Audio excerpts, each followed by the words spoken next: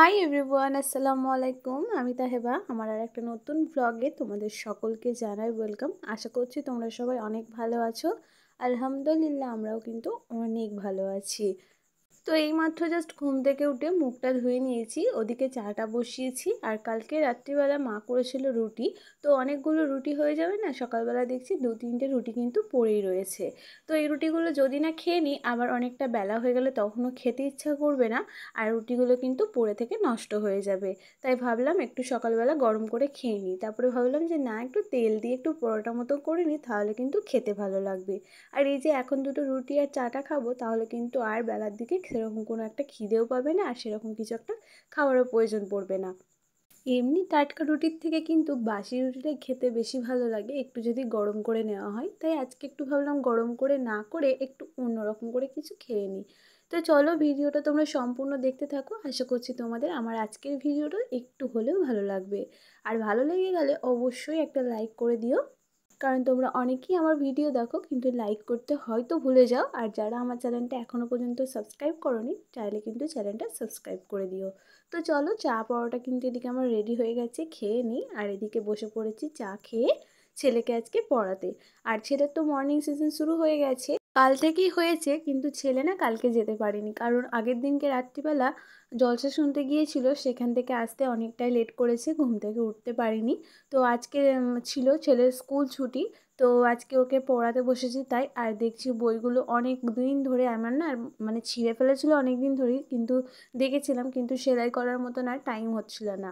ওর প্রত্যেকটা বইয়ের এই মোলাটগুলো খুলে যায়, তো আমি আগে থেকেই সেলাই করে রাখি। খাতাগুলো এবারে আগে থেকে সেলাই করেছিলাম, আর বইগুলো খুলে যাওয়ার পরে সেলাই করেছি। আর যে দুটো বই বাকি ছিল খুলতে, সেগুলোও না খুলে ফেলেছে। তো এখন এই যে বসেছি একটা সেফটি পিন আর ছুঁচ সুতো নিয়ে, কারণ এই বইগুলো না ছুঁচটা যেহেতু সরু, তাই একটা সেফটি পিন দিয়ে আগে ফুটো করে নিচ্ছি, তারপরে ছুঁচ দিয়ে সেলাই করে নিচ্ছি। এটা না কাঁটা কম্পাস দিয়ে বা অন্য কিছু দিয়ে ফুটো করতে একটু বেশি তাড়াতাড়ি হয়ে যায়। আর এগুলো বইগুলো পাতলা পাতলা হলে ছুঁচ দিয়ে কিন্তু হয়ে যায়, যেহেতু মোটা তাই আগে থেকে একটু ফুটো না করে দিলে ছুঁচটা ভেঙে যাবে। তাই এভাবে আগে ওর বইগুলো সেলাই করে দিচ্ছি, আর ওদিকে কিন্তু লিখছে। তো এই যে দেখো, বইগুলো কিন্তু খুব সুন্দর করে তাড়াতাড়ি করে আমার সেলাই করা হয়ে গেছে। আর এগুলো না আমি বেশ আগে থেকেই পারতাম এই বইগুলো সেলাই করতে, তাই খুব তাড়াতাড়ি বইগুলো আমার কিন্তু সেলাই হয়ে গেছে। এখন এইভাবে বইগুলো সেলাই করে দিলে বছর চলে যাবে, কিন্তু বইগুলো আর কিন্তু খুলবেই না। তো একইভাবে কিন্তু দেখো আর একটা বই ছিল, সেটাকেও সেলাই করে নিয়েছি। আর এই যে দেখো, খাতাগুলো কিন্তু আগে থেকে দিয়ে রেখেছিলাম বলে না, মোলাটগুলো কিন্তু এখনও আছে। আর এই বইগুলোতে আমি আগে থেকেই সব সেলাই করে দিয়েছি। তো চলো, ওকে একটু পড়িয়ে নিই, তারপরে সোজা চলে যাব রান্নাঘরে। কিন্তু আজকে মায়েরও স্কুল ছুটি আছে, তো মা ঘরে টুকটাক কাজ করছে, আর আমি ভাবলাম তো চলো রান্নাটা তাড়াতাড়ি বসিয়ে দিই। তো আজকে করলা ভাজি করব। তো করলাগুলো কাটতে গিয়ে দেখছি এত পরিমাণে করলার ভিতরগুলো পুরো নষ্ট হয়ে গেছে, পোকা লেগে গেছে। তো যেগুলো ভালো আছে সেগুলো সবটাই কেটে নেব, আর একটাও কিন্তু বাড়িতে রেখে দেবো না। আর এগুলো পড়ে থেকেই না বেশি নষ্ট হয়ে যাচ্ছে, তবুও এগুলো গাছ থেকে টাটকা তোলা, তাও দেখছি ভিতরে এরকম অবস্থা। তো চলো তাড়াতাড়ি একটু সবজিগুলো সমস্তটা কেটে নিই। আর ওদিকে কিন্তু কাঠের জালে ভাতটাও বসিয়ে দিয়েছি। প্রত্যেক দিন আর ভাত বসানো তোমাদের সাথে কি আর শেয়ার করব, তাই ভাতটা ওদিকে কাঠের জালে বসিয়ে দিয়ে এই সবজিগুলো কাটতে বসেছি। যারা তেতো পছন্দ করো না, তারা কিন্তু এইভাবে পেঁয়াজ দিয়ে করলাটা ভাজি করতে পারো, একদমই তেতো লাগে না। আর এই গরমের সময় কিন্তু তেতো টক খাওয়াটা আমাদের বাড়িতে কিন্তু প্রত্যেকজনেরই হয়, কিন্তু এটা তেতো মনে হবে না, ভাতের সাথে খেতে বেশ দারুণ লাগবে। তো চলো, কী কী রান্না হবে সেটা তোমাদের সাথে আজকে শেয়ার করে নিই। হবে করলা দিয়ে পেঁয়াজ ভাজি, তার সাথে ডিম আলুর ঝোল, আর হবে একটুখানি পেঁপে ভাজা। তো পেঁপেটা কালকে মা গাছ থেকে পেড়ে নিয়ে এসেছে, তখনই কিন্তু একটু পাকা পাকা হয়ে গেছে। আর পেঁপে ভাজা খেতে আমার ছেলে এত ভালোবাসে, তার জন্য কিন্তু এই পাকা পাকা পেঁপেটাই কুমড়োর মতো একটু ভাজা ভাজা করে দেব। এখন আলু আর ডিমটা না একটু সিদ্ধ বসিয়ে দিয়েছি, দুটো একটু সিদ্ধ হয়ে যাবে তাড়াতাড়ি, তারপরেই মশলা করে কিন্তু ডিম আলুর ঝোলটা রান্না করব। আর এখন এই পেঁপেটার মধ্যে একটু নুন, হলুদ, লঙ্কার গুঁড়ো মিশিয়ে রেখে দেবো, সবার শেষে এটাকে ভাজবো। এটা মনেই হবে না যে পেঁপে খাচ্ছি না কুমড়ো খাচ্ছি, খেতে কিন্তু দারুণ হয়েছিল। আমার ছেলে তো অনেকটাই খেয়ে নিয়েছে শুধু মুখে। আর যেহেতু পেঁপে টেপেটা না আমাদের বাড়িতে সবসময় পাওয়া যায়, আমাদের গাছ আছে, আর এইসব জিনিসগুলো কিনে খেতে হয় না বলে না বেশ ভালো লাগে। আর বাড়ির গাছের সবজি সেটা আবার ভালো খেতে হবে না সেটা কি কখনো হয়? সেটা 1000 টাকা দিয়ে কিনে আনার থেকেও মনে হবে যেন সেটাই বেশি ভালো খেতে, দারুণ খেতে। তো কাঠের জালে ভাতটা হয়ে যাবার পরে না করলা ভাজিটা ওই কাঠের জালেই বসিয়ে দিয়েছি। আর এদিকে ডিম আলু সিদ্ধটাও হয়ে গেছে, আমি এখন মশলাটা করে নিচ্ছি। তো মশলাটা এদিকে হয়ে যাবার পরে তারপরে কিন্তু এদিকে আমি একটু ডিমটাও ভেজে নেব, তার সাথে একটু কুমড়োটাও ভেজে নেব। তো মশলাটা করে এদিকে আলু সিদ্ধটা দিয়ে দিয়েছি। আর কালকের দিনকার না একটুখানি ডাল সিদ্ধ আর ডাল আলুর তরকারি ছিল, সেটাকেও না তরকারির মধ্যে দিয়ে দিলাম, আর ফেললাম না। কারণ কেনাকুটো জিনিস না একটু ফেলতে একটু বেশি মায়া লেগে যায়।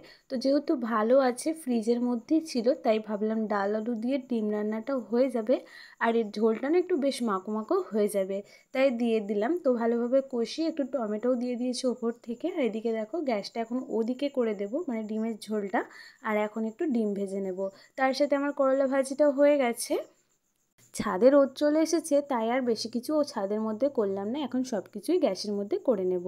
তো চলো ডিমগুলো ভেজে নিই। কড়াতে একটুখানি তেল দিয়ে দিয়েছি, তাতে একটু নুন হলুদ আর লঙ্কার গুঁড়ো দিয়ে সিদ্ধ ডিমগুলো ভেজে নেব তরকারিতে দেওয়ার জন্য। আর এখন কিন্তু প্রতিদিন নিয়ম করে ঝড় বৃষ্টি চলে আসছে বিকেলবেলাতে। তো সেরকম কোনো কাজই বিকেলবেলার দিকে সেরকম হচ্ছে না, হয়তো কোনো দিন কারেন্ট থাকছে না, কোনো কাজই ঠিকঠাকভাবে হচ্ছে না।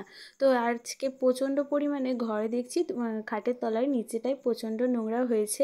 তো ওটাকে ঝাঁট দেবো, একটু তাড়াতাড়ি করছি। আর রান্নাবান্নাগুলো কমপ্লিট হয়ে যাবার পর তারপরেই চলে যাব নিচের ঘরে। এখনও কিন্তু নিচের ঘরে সেরকম ঠিকঠাকভাবে গোছানো হয়নি। তো ডিমটা ভাজার পরে তরকারির মধ্যে দিয়ে দিয়েছি, আর এখন কিন্তু এই পেঁপেগুলো ভেজে নিচ্ছি। আর এই পেঁপেগুলো না কুমড়োর মতন একদম কিন্তু লাল লাল করে একটা একটা করে ভেজে নিচ্ছি। আর ওদিকে ভাজাটা বসিয়ে দিয়ে থালা বাসনগুলো যেগুলো ছিল সকালবেলা থেকে সেগুলো কিন্তু মেজে নিচ্ছি। আর উপর ঘরের রান্নাঘরের সমস্ত কাজ করে তারপরেই একবারে যাব নিচের ঘরে। বেশি থালা বাসন ছিল না, তাই তাড়াতাড়ি করে মেজে নিলাম এই পেঁপেগুলো ভাজতে ভাজতেই। আর একটু না যে বেসিনটা ছিল সেটাকেও মেজে নিয়েছি। আর এই বেসিনের পাশে যে মানি প্ল্যান্ট গাছটা আছে সেটার পাতাটা একটু নোংরা নোংরা হয়েছে, তাই ভাবলাম একটুখানি চলো ধুয়ে নিই। আর এই গ্লাসটা কি সুন্দর না, গ্লাসটা ভেঙে গিয়েছিল, মানে পুরো ভেঙে যায়নি কিন্তু ফেটে গিয়েছিল। এতে তো আর কাউকে জল দেওয়া যাবে না বা জল খাওয়াও যাবে না, তার জন্য ভাবলাম এত সুন্দর গ্লাসটা ফেলে না দিয়ে এই মানি প্ল্যান্ট গাছটা বসিয়ে দিই। আর এই মানি প্ল্যান্ট গাছটা বসিয়ে দিয়ে এখানে রেখে দিয়েছি। আর ওইখানে সাইডে দেখতে পাচ্ছ একটা ছোট্ট গ্লাসে কিন্তু চাল ধোয়া জল আছে, যেটা আমি আমার ফেস এবং আমার চুলের ব্যবহার করব, তার জন্যই কিন্তু রেখে দিয়েছি। আমি কতটা ফল পাই না পাই সেটা কিন্তু তোমাদের সাথে শেয়ার করব, তো তার জন্য কিন্তু এখন সেরকম কোনো কিছু শেয়ার করলাম না। তো চলো মানি প্ল্যান্ট গাছটা ধুয়ে ভালো করে রেখে দিয়েছি, এখন বেসিনটা একটুখানি মুছে আর পরিষ্কার করে নিই।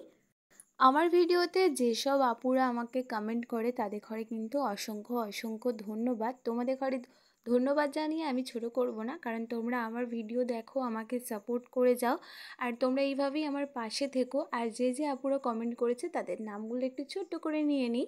তো তারা ডেলি লাইফস্টাইল ভ্লগ আপু, নিউ ফ্যামিলি ভ্লগ চ্যানেল থেকে দিদিভাই আমাকে কমেন্ট করে, আর স্বপ্না দেবনাথ অ্যাকাউন্ট থেকে আমাকে কমেন্ট করেছিল। তো তোমাদের সকলের নাম তো হয়তো নিতে পারলাম না, কিন্তু কিছু কিছু যাদের নাম আমার মনে আছে এই মুহূর্তে তাদের নামগুলি একটু নিলাম। তোমরা এইভাবে আমাকে সাপোর্ট করে যেও, আমার পাশে থেকো। আর আমার আজকের ভিডিওটা কেমন লাগলো তোমাদের অবশ্যই কিন্তু কমেন্ট করে জানিও। তো দেখো এদিকে কিন্তু পেঁপে ভাজাটাও খুব সুন্দরভাবে লাল লাল করে ভেজে নিয়েছি। তো চলো এখন ঝটপট করে রান্নাঘরটা মুছে নিই। গ্যাসটা না রান্না করতে করতে অল্প একটু মুছে নিয়েছিলাম, আর তার জন্য কিন্তু গ্যাসের স্ল্যাবটাও মুছে নিয়েছিলাম। তো এখন আর মুছলাম না, এখন ঘরটা মুছে সোজা চলে যাব নিচের ঘরে। আর প্রত্যেক দিনই রান্নাঘরটা মোছার চেষ্টা করি, বাই চান্স কোনো দিন একটু যদি দেরি হয়ে যায় তখনই কিন্তু রান্নাঘরটা মোছার হয় না, কারণ এই ঘরেই খাওয়া দাওয়া আর সব কিছু হয়, ছেলেটা বসে শোয় সব কিছুই করে। তো তার জন্য এটাকে সবসময় একটু মুছে পরিষ্কার পরিচ্ছন্ন রাখার চেষ্টা করে থাকি। আবার আমার যেদিনকে মন চাইবে তো যতই দেরি হোক না কেন আমি ঘরদোর কিন্তু মুছে সমস্তটা পরিষ্কার করে তারপরেই কিন্তু ছাড়বো। যেমন আজকে মা উপরের ঘরটা মুছে নিয়েছে, আমি এই রান্নাঘরটা মুছেছি, আবারই কিন্তু নিচের ঘরটা মুছেছি। নিচের ঘরে এসে দেখেছি আমার মাথায় হাত, ছেলে ঘরে ছিল, তো সমস্ত জিনিস কিন্তু নামিয়ে বার করে সবটাই করে দিয়েছে। তোমাদের ঘরে দেখালে হয়তো আমার নিজেরই কান্না পেয়ে যেত ভিডিও এডিট করতে করতে, তাই সমস্তটা পরিষ্কার করে তারপরেই কিন্তু ভিডিওটা স্টার্ট করেছি এই ঘরের। আর এই যে দেখো খাটটা গুছিয়ে বালিশগুলো রেখে এখন নিচের ঘরের যে খাটের নিচেটা প্রচণ্ড ধুলো হয়ে গেছে। কদিন ঝড় হয়েছে, ধুলো বালি, তারপরে তো ছেলে আছে, যা খাবে সমস্তটা কিছুই কিন্তু ওই খাটের তলায় ফেলবে। তো তার সাথে দেখছি একটা বোতলও কিন্তু ঢুকে গিয়েছিল ওই খাটের তলায়, সেটাকেও বার করে এখন চলো ঘরটা ঝাঁট দিয়ে নিই। আর ছেলে বাড়িতে থাকলে এইসব কাজগুলো করতে একটু দেরি হয়ে যায়, কারণ ও সারাক্ষণ এদিক ওদিক ঘুরে বেড়াবে, ওকে বলতে হবে সরো সরো সরো, তারপরে ও একবার সরবে আবার গিয়ে অন্য দিকটা দাঁড়িয়ে পড়বে, এইভাবে না প্রচণ্ড কাজ করতে দেরি হয়ে যায়। আর একা থাকলে দেখবে সমস্ত কাজ কিন্তু খুব তাড়াতাড়ি হয়ে যায়। তো এতক্ষণ আমি ঘরটা যখন ঝাড় দিচ্ছিলাম, তো ওইখানে বসে বসে আমার জামা কাপড়ের যে চক হয় সেটা দিয়ে এই মেঝেটাতে ও 1 2 একে চন্দ্র এগুলো লিখছিল। তো এখন ওকে একটু বলে বলে সরিয়ে দিয়েছি, দিয়ে এখন ঘরটা মুছে নিয়েছি। আর তারপরেই অল্প কিছু জামা কাপড় ছিল যেগুলো সব ছেলে সকালবেলা থেকে পরেছিল, সেই জামা কাপড় তার সাথে আমার নাইটিটাও কিন্তু ধুয়ে একবারে স্নান করে চলে এসেছি ছাদে। আর এই ছাদে না জামা কাপড় শুকো দিতে দিতে আমার একটা জিনিসের ওপর নজর পড়েছে, দাঁড়াও তোমাদের ঘরে একটু পরে দেখাচ্ছি। আজকে বেশিরভাগ জামা কাপড় না মা ছাদে কেচে দিয়েছে মেশিনে, তো সেগুলো তোমাদের সাথে শেয়ার করা তো হয়নি, তখন আমি রান্না করছিলাম। তো মা কেচে দেওয়ার জন্য, তার জন্য অল্পই জামা কাপড় ছিল, তাই আমি এখন স্নান করতে গিয়ে কেচে নিয়ে চলে এসেছি। আর এখন বেশ অনেকটাই বেলা হয়ে গেছে, ওই 1:30টা মতন বাজছে। তো এখন এই যে যাব দুপুরবেলার লাঞ্চ কমপ্লিট করতে। তো দাঁড়াও তোমাদের সাথে কি শেয়ার করব সেটা তোমরা দেখে নাও। এই জিনিসটা হয়তো তোমরা সবাই চেনো, আর যারা গ্রামের দিকে থাকো তারা কিন্তু বেশিরভাগ আগেই চিনতে পারবে যে এই জিনিসটা কী। তো এই যে দেখো আমি কিন্তু দেখে ফেলেছি, তো জামা কাপড়গুলো শুকো দেওয়ার পরই তারপর এটাকে পারবো। এটা হচ্ছে আঁশফল। তো আমাদের ছাদ দিয়ে কিন্তু এই যে আঁশফল ডালগুলো দেখা যাচ্ছে একদম ছাদের সাথে হয়েছে, ছেলে এখনো দেখতে পায়নি তাই, না হলে ও খাবো খাবো করবে। আর আমি এই যে একটা ফল পেরেছি, আমার হাত দিয়ে তো সারাটা দিন গন্ধ বেরিয়েছিল। তো চলো এখন লাঞ্চটা কমপ্লিট করে নিই, দেখা হচ্ছে তোমাদের সাথে নেক্সট ব্লগে।